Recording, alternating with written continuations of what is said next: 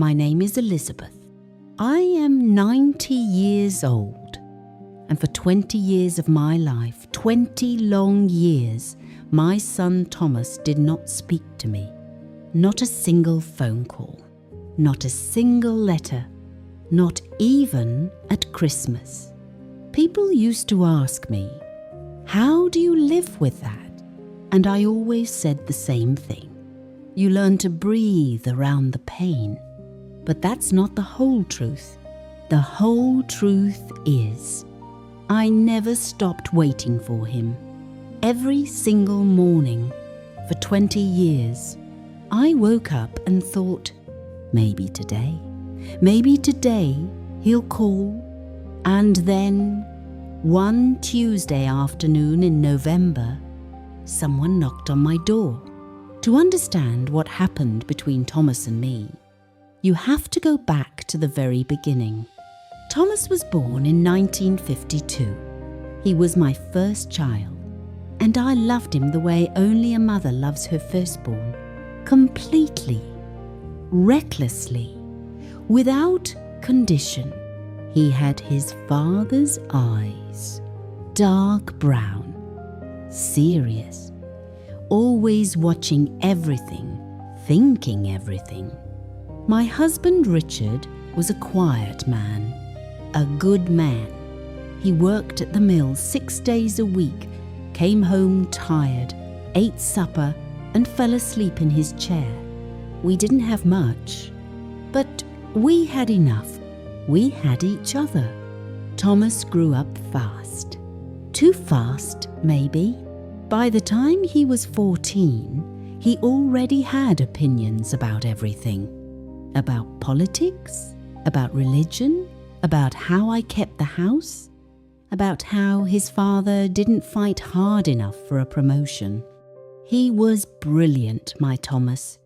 And sometimes brilliant people are very difficult to love. He went to university in 1970, the first in our family to go. I was so proud I cried for 3 days straight. I still have the photograph from the day we dropped him off. He's standing in front of the dormitory with his suitcase. He looks so young. He looks like he can't wait to leave. The trouble started when Thomas was 26. He had graduated. He had a good job. And he came home one Sunday with a woman named Claire. Claire was not what I expected. She was older than Thomas by 7 years. She had been married before. She had a daughter from that marriage, a little girl named Sophie. I want to be honest with you now, because if I am not honest, this story means nothing. I did not welcome Claire the way I should have. I was afraid that she was wrong for my son. Afraid that he was moving too fast. Afraid, maybe, of losing him to a life I didn't recognize. And instead of keeping those fears to myself, I spoke them out loud. At dinner that Sunday evening, I said things I should never have said. I questioned her intentions. I questioned whether Thomas had thought this through. I looked at that little girl, Sophie, that innocent child who had done nothing wrong, and I made her feel unwelcome in my home. Thomas stood up from the table. He didn't shout. He didn't slam the door. He simply looked at me and said, "Mum, if you cannot love the people I love, then I cannot be here." And he left. I thought he would come back in a week.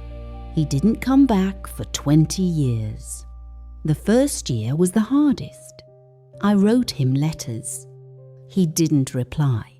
I called his flat. He didn't answer. His father Richard tried to speak to him once. Thomas told him gently, but clearly, that he needed space and that he would reach out when he was ready. Richard came home that evening and held my hand and said, "We have to wait, Elizabeth. We just have to wait." And so we waited. Richard passed away in 1989. A heart attack, sudden, in the garden. Thomas did not come to the funeral. That was the day I understood. This was not a temporary silence. This was something much deeper, something I had broken that did not know how to heal itself. The years passed the way years do when you are alone, slowly, and then all at once. I had my daughter, Margaret. I had my grandchildren. I had my garden and my church and my Tuesday morning tea group. But there was always a room in my heart that was locked, and the key was with Thomas. I used to wonder what his life looked like, whether Claire had made him happy, whether little Sophie had grown up, whether he ever thought of me, whether he was well. That was always the question underneath all the other questions. Is my son well?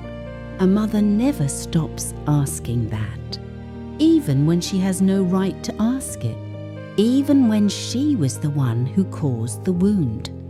It was a Tuesday, November 2001. I remember because it was cold early that year, and I had been inside all day. I was sitting in my chair by the window, the same chair I always sit in, and I was knitting. I heard footsteps on the path outside. I didn't think anything of it. Probably the postman, probably the neighbour's boy cutting through. And then a knock, 3 knocks, slow, careful, almost uncertain. I went to the door. I opened it, and there was Thomas. He was 51 years old. His hair had gone grey at the temples. He had lines around his eyes, his father's lines, and he was wearing a coat I had never seen before. He looked like a stranger, and he looked exactly like my son. Neither of us said anything for a long moment. And then he said, "Mum," just that one word, just Mum. And I don't know what happened to me. Everything I had saved up for 20 years, every letter I hadn't sent, every Christmas I had sat alone, every morning I had woken up and hoped it all came out at once, I reached out and put my hand on his face. His cheek was cold from the November air, and I said, "Come inside, I'll make tea." We sat in this kitchen for 4 hours. He told me everything. He and Claire had married in 1978. They had 2 children together, boys. Sophie had grown up and become a school teacher. He told me that for many years he had been too angry to reach out, that my words that Sunday had lodged in him like a splinter, small, but always there, always pressing. He told me that Claire, the woman I had rejected so coldly, had been the one to encourage him to come. She had said to him, "Your mother is getting old, Thomas. Go and see her, for your own sake, if not for hers." I owe that woman more than I can ever repay. I told Thomas that I was sorry. Not a short sorry, the kind you say to fill silence. A long sorry, the kind that costs you something. I told him I had been afraid, and that fear had made me cruel. I told him that Sophie had deserved better. I told him that Claire had deserved better. I told him that he had deserved better. He listened to all of it. And then he said something I will carry with me for the rest of my life. He said, "I know, Mum. I know. I just needed you to say it. Thomas died in 2019. Cancer. He was 67 years old. I was 88. I held his hand at the end. I was there. After everything we had lost, we had 18 years back.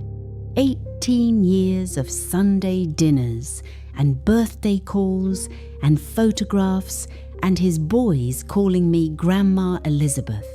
18 years. Some people say, what a tragedy. You lost 20 years. And yes, we did. I will not pretend otherwise.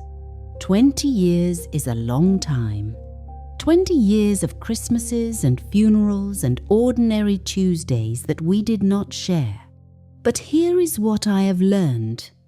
At 90 years old, you cannot go back. You can only go forward. And sometimes, if you are patient, and if you are honest, and if you are brave enough to open the door, someone you thought was lost forever will knock. I still think about that Tuesday in November. The cold on his cheek, the grey at his temples, the way he said, "Mum, just that. Mum, if there is someone in your life that you have lost, someone you have hurt, or someone who has hurt you, I want you to know something. It is not too late. It is never too late until it is. Don't wait 20 years.